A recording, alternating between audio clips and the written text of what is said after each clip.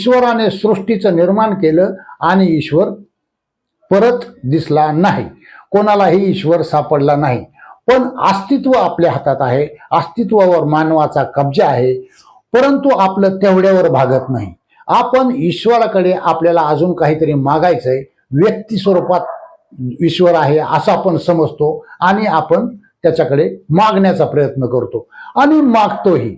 जरी सृष्टिकर्ता सापडलेला नसला, आपण या विराट ऐश्वर्याला नाव दिलेलं आहे ईश्वर, आपण त्याच ईश्वराकडे मागतो.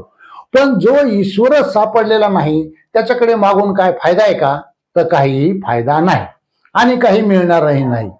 जेव्हा ईश्वर तुम्हाला काहीतरी देईल, व्यक्तिगत तुम्हाला काहीतरी देईल आणि तुमच्याकडून काहीतरी घेईल, तेव्हा ईश्वर सत्य राहणार नाही. ईश्वर काही जास्त देत नाही आणि ईश्वर तुमच्याकडून काही घेत सुद्धा नाही. म्हणून ईश्वर